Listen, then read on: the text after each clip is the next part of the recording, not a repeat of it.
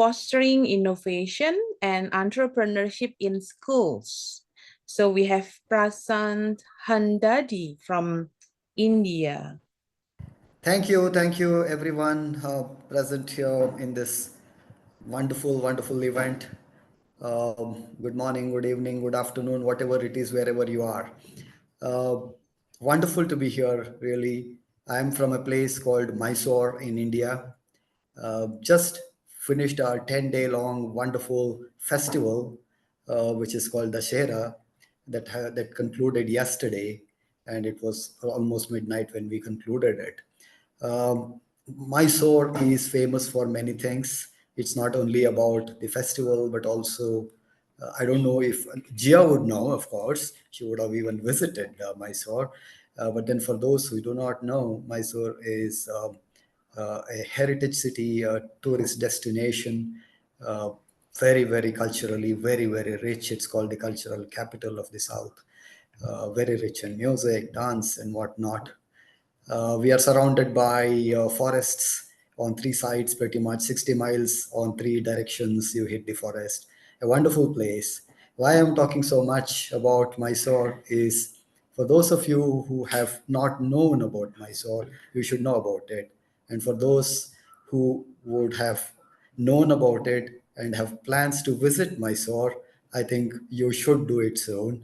And those who have visited, you know what I'm talking about. And particularly for those who want to visit us, get in touch with us. We are here in Mysore. And why am I extending that invitation is because, this fraternity whom we are talking to today are all innovators, are all somebody who are concerned with innovation. And that's the fraternity which should flourish, which should prosper. And for this fraternity, anything at all. I'm very happy to host you guys in Mysore if you wish to visit us. Apart from looking at everything else in Mysore, the forests and the palaces and everything else, you should visit us at Excel Public School. Excel Public School is basically a school which was founded in 2009. That means we are in our 15th year now. So we are primarily a CBSE school. For those of you who do not know what CBSE is, it's a central board for secondary education. It's like any other board. It provides qualifications. We call it the 10th grade and the 12th grade qualifications, and like the O level, A levels. And that's what we do. It's a proper K to 12, kindergarten to 12 school. Let me share my presentation in the meantime, if that is okay. Yes, sure. If you have any presentation Right. slides. Yeah.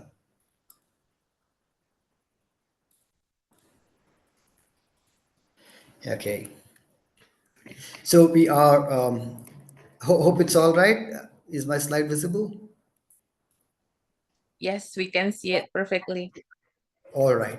We have about 2,500, just over 2,500 students in this school, about 165 teachers.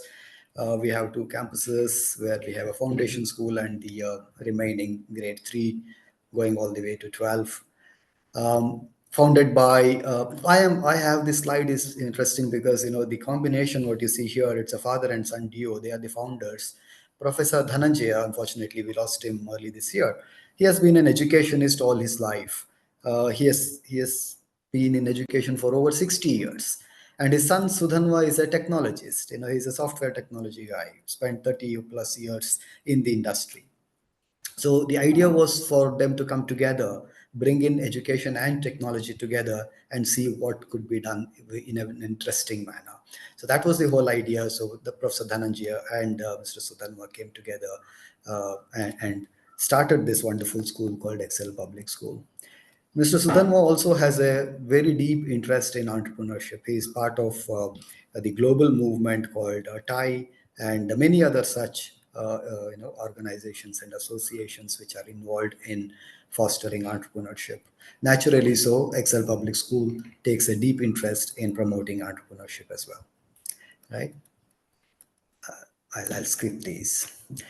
So just to give you an idea, what am I talking about? Quite a loaded slide though, right? So Excel Public School stands for a few things.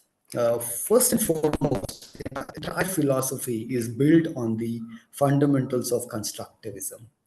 So we strongly believe that learning by doing is the best way of learning. Of course, there are certain topics and subjects, concept areas which could be dealt with in a different manner, but where possible, it should be constructivism based. That's what we believe, which promotes experiential learning. Of course, the other philosophies are it has to be a completely stress-free environment. To that extent, where up to certain grade 5, there is no homework in the school. It's all about fun, having fun, home fun. So they involve themselves in a variety of activities, but there isn't anything like a write this down 10 times. Never ever in the school, right? We foster multiple intelligences. I'll talk a little bit more about this later, but then, just to give you an idea of what I'm talking about is multiple intelligences, as you know, Howard Gardner's theory that each individual may possess different intelligence at different degrees, and we should, as a school, be providing ample opportunities to foster the different intelligences that those students possess. Interdisciplinary approaches, naturally, when we are talking about constructivism and experiential learning, interdisciplinary approaches make them that much more easier for us to promote hands-on experiential learning. Of course, 21st century skills, we are talking about creativity and innovation, critical thinking and problem solving, communication, collaboration, financial literacy, media literacy, and all such 21st century skills are promoted more as a byproduct of what we do in the school. And of course, in all of these, as an underlying enabler, we use technology. And when I say technology, technology of different kinds, it's not just software that we use, but also a variety of other technologies that we use in the school. I want to specifically focus on one important thing that we have done in the school. In 2015, we established what is called as an innovation center. The Innovation Center is basically a 7,000 square feet facility. This is for students to undertake interdisciplinary projects. They involve themselves in innovation, problem solving, they develop products, they design and develop products. It's a whole process that we take them through. The whole idea is to promote innovation and entrepreneurship amongst students. Doesn't mean that entrepreneurship means they do have their own startup, but we are talking about entrepreneurial qualities. If they are involved in doing something which is like a startup, then the skills that they acquire in the process are extremely helpful in their future in anything that they do, not necessarily just a startup. Of course, the center also houses an adult tinkering lab. I'll not labor too much about it. It's an innovative concept that has been promoted by the government of India. So what we are focusing here in the innovation center, making skills, students are involved in making. Design thinking, of course, that's the philosophy. Interestingly, we promote not just innovation, but responsible innovation. You know what I mean by responsible innovation. It is all about being responsible while innovating something. Responsible meaning being kinder to people, kinder to planet, being responsible to forecast the effects of my innovation. Is there any possible ill effect that I can foresee now? All such things. It's a proper integration that we have done within the process. Research methodologies, anything that you do, it shouldn't not necessarily be. In India we call it jugaad. Jugaad is nothing which is formal. It is something that you make up something very quickly, don't have to really get deeper into it. While that's possible in certain cases, ideally it should be a well researched approach, a research methodology focus, a process for product development. That's why we involve the product development life cycle in the process. We bring in business skills and entrepreneurship skills, technology skills, media fluencies, because anything that they do, like what is happening in today's event, they will have to let people know about what they have been doing. Students, whatever they do, it could be a product, it could be a presentation, a documentary, whatever they do, they'll have to present it to the world. They will have to talk about it to the world. And how do they do it? How do they prepare for it? And how do they present? And of course, the effects are that, global citizenship. Why I'm talking about global citizenship is because of some of the collaborations that we have, including what we are doing today. Our students get an exposure from across the globe, from different parts of the globe. And how is that possible is only through partnerships.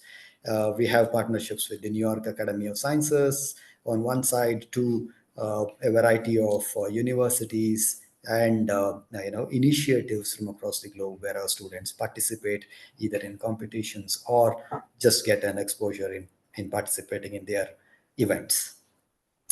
Community connect important because we are living in this community where people surrounding us, the environment surrounding us. So we do projects which are related. For instance, there is a lake close by to the school. We do something which is connected with keeping the lake, health of the lake up, keeping it better. And then there is a village nearby, so our students have a variety of activities done, including innovation products and projects which would connect with the villages. We also connect with the schools around us where they are maybe underprivileged schools, not as privileged as we are in this school. So we extend our facility as well as our training inputs to those schools around us who cannot afford. Students from those schools are ferried in our buses into our units, our innovation center, and other labs, and they undergo a program on innovation and product development.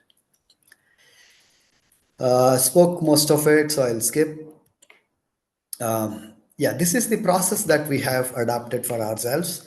This goes slightly beyond design thinking per se, but it's completely inspired by design thinking. We have added a few things. Instead of empathy, particularly, we are talking about inspire, because these are young students and they get to be inspired about what they hear, what they see, what they experience. So it starts with inspire, then ideate, research and analyze, design, prototype, build, test, demonstrate and reflect, document and archive. This 9-step process is what we have adopted in the innovation center.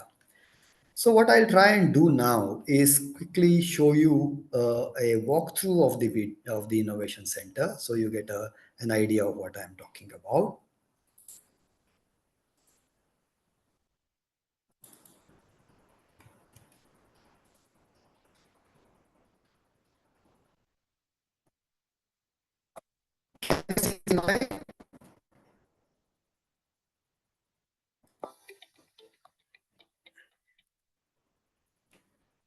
Lisa, Gia, just confirm if the video is playing all right.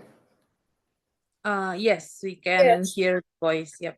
Okay, okay, thank you.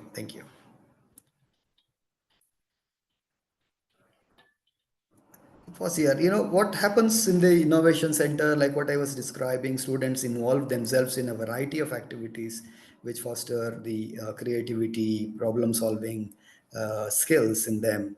For instance, what you are seeing here in this particular model is something to do with a variety of solutions in water management. There are at least half a dozen solutions that are represented in this model of water management. It could be leak detection, it could be alerts on floods, flood alert system, it could be rain forecast, it could be many things that the solutions the students would have come up with around the theme of water is represented in this model here. Students are involved in making this model. There are multiple teams who would involve themselves and come up with a model of this kind. So some of the projects that the students do are of this kind where they are deeply involved. I'll talk a little bit more about it probably in the next slide.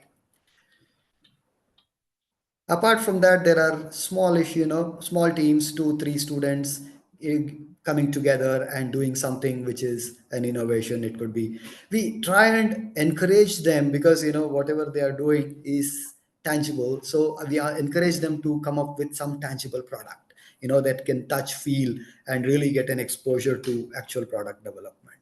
Or it could be apps as well, something, mobile apps and all that.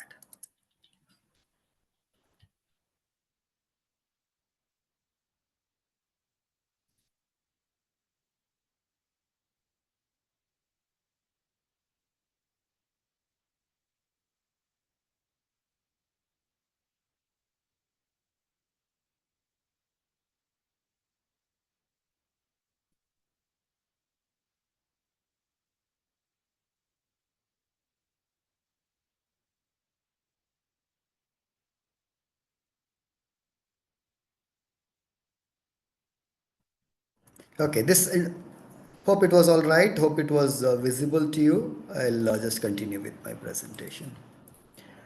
Right.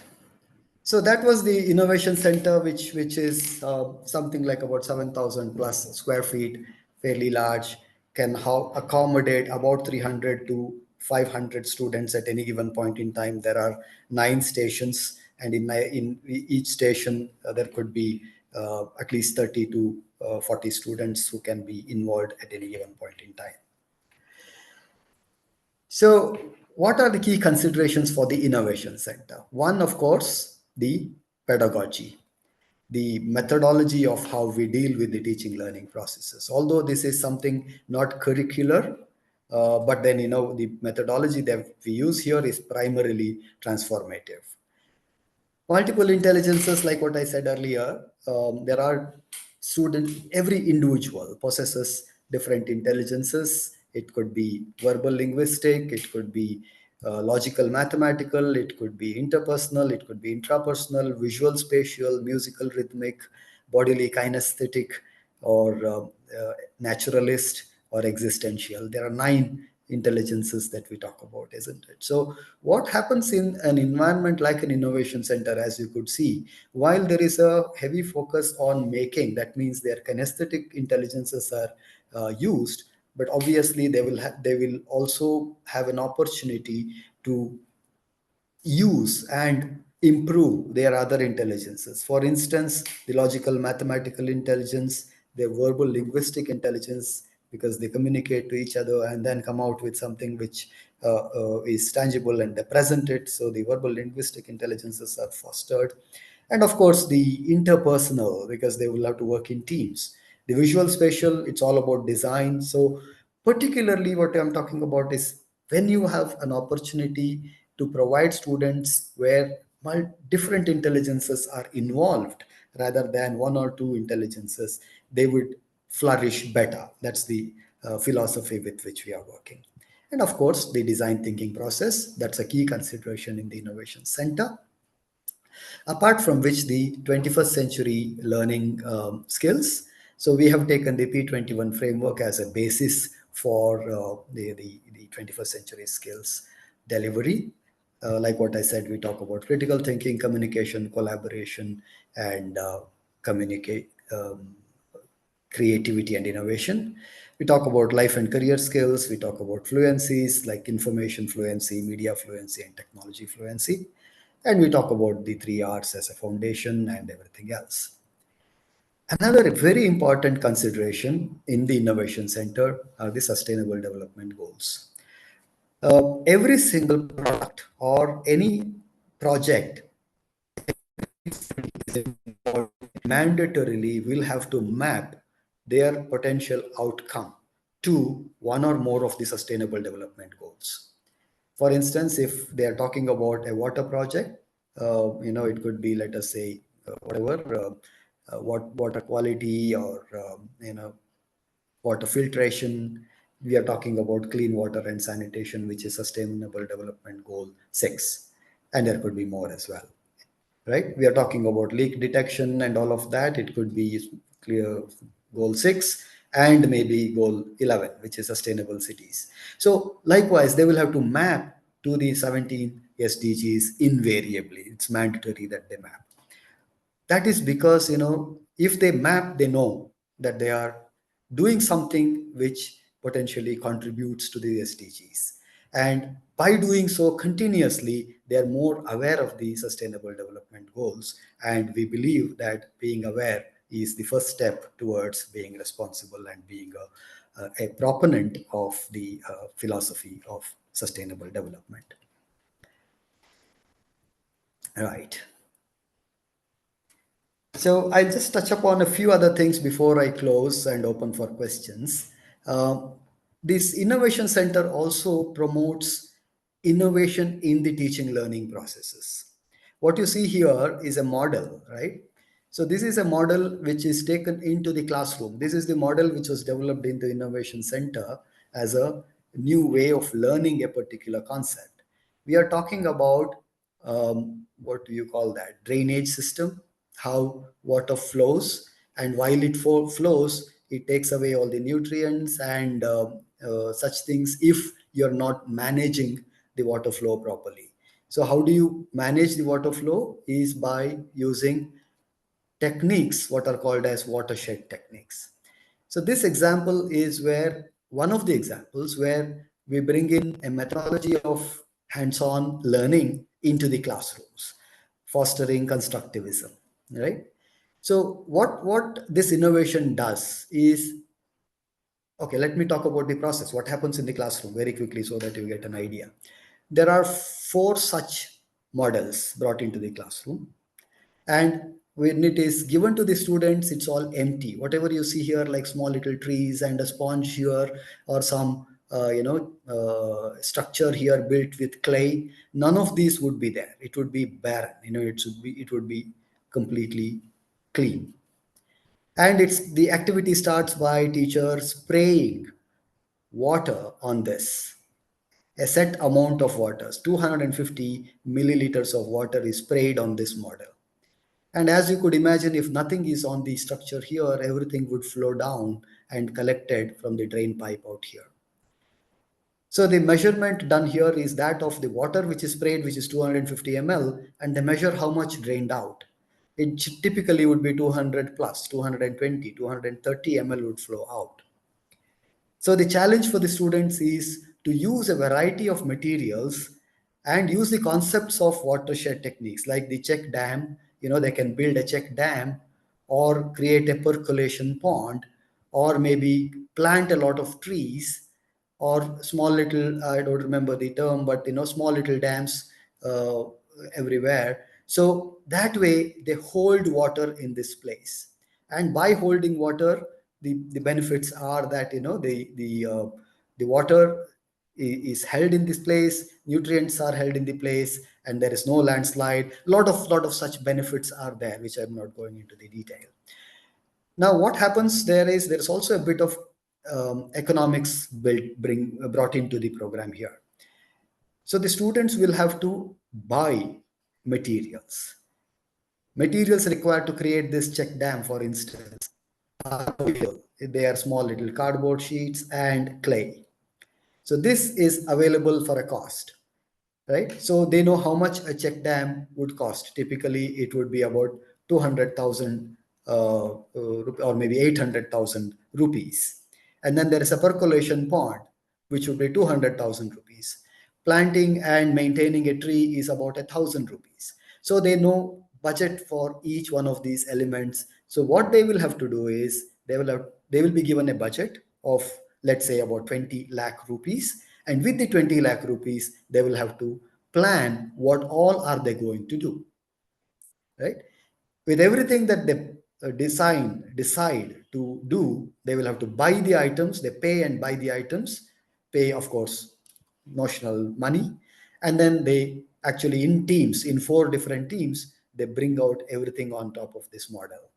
And as you would have imagined, after they have done, the teacher comes back again, sprays water again, simulating rain. And this time again, it would be 250 ml, and they will collect out from the drain pipe. How much was collected is measured. It would generally be about 100 or less, 100 ml or less. So students would be able to contain a lot of water here. That's because a percolation pond has a little sponge here. Each of the tree has a little bit of a small sponge, and the dam collects water and all of that, right? And 100 or less, of course, the objective of the watershed mechanism is met because a lot of water is contained here, and they would have understood the concepts of watershed, the importance, all of those are discussed.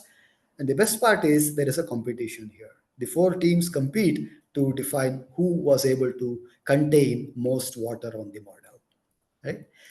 Talking so much about this one particular thing is because I wanted to give you an idea of what are we trying to do in the classroom. So this is for one topic called watershed, but then there are multiple other topics which are touched upon, as you would imagine.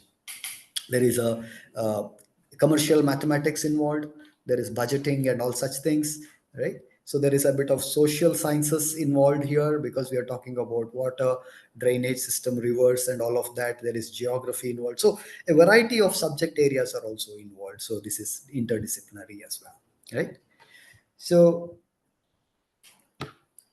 yeah. So there are a variety of such examples that I could talk about, but I am going to skip all this in the interest of time. So just wanted to give you some idea of what happens here. Okay. And then another important thing that we do in the Innovation Center, I'll just talk about it, is provide students with a variety of skills as well. Because talking about innovation, talking about product development without the necessary skills would be meaningless. They will have to be made able to think and do what they would want to. So we have a dozen different clubs. There is a robotics club. There is a microcontrollers and 3D controllers club. There's a 3D printing club. So they all impart the necessary skills for the students. There is a app development club. There is a flight club. They understand the all the philosophies or not the philosophy, the principles of flight, lift, drag, thrust, and all of that. How does a drone operate? How does a glider operate, and all of that? So we have our own wind tunnel as well to do the measurements and things like that. We have an agriculture club, so students experiment with agriculture. There is a space science club. We have tied up with the Indian Space Research Organization, where students are involved in a variety of projects and products development in the area of space sciences. Nano Hub around nanotechnology. There's a biocoding and forensic club where they do all the genetic coding and all such things. There's an amateur radio club, amateur radio club. We also interestingly involve or integrate art in a very interesting manner. For instance, there is a theater club. Here what you are seeing is they are doing a puppet theatrics. They develop, the puppets. They make the puppets themselves. There's a process of making puppets. They understand that. They design. They write the scripts and everything, and come out with. There's a folk painting club. There is a sculpture club. If you would have noticed, theater, sculpture, painting, art, all of these are in a way aligned with design and making. So fundamentals of making and design are better, nurtured through the sculpture and art, paint, making models of human faces and all of that. So that's the whole idea that we have in this whole process. So I'm just 1 minute left for my allotted time. So I will stop here. Sorry, the last one is about this. Any questions that you have? I don't know whether we have time now. If not, please feel free to send out your questions to this email address. Like what I said right in the beginning, this is a fraternity, this is a group that should really, really flourish. That could happen only via interactions. I would love to receive questions from you or any feedback that you have, and let us create a wonderful community of innovators and promoters of innovation. Thank you very much. Okay, wow, really wonderful, Mr. Prashan, for the sharing. And actually, what you are doing is really relate to what I'm doing basically. So I'm from Kriya Global. We are based in Indonesia, and we are a center for creativity and innovation. So the innovation center that you showed to us is really our dream, basically. It's really nice. It's really well built. And Would yeah, love to be definitely. connected, Elisa. Please write to me. Yes. You have my email ID. Yes. And I would love Okay, to. for sure we'll be contacting you and hope to see you again in next episodes of Gift. Okay, please share more of your Certainly. students' projects. I thank Okay. everyone in GIFT for making this happen, and all the very best for the presentations in the future. Thank you very, very Okay. much. Okay. Thank you so much, Mr. Prashan.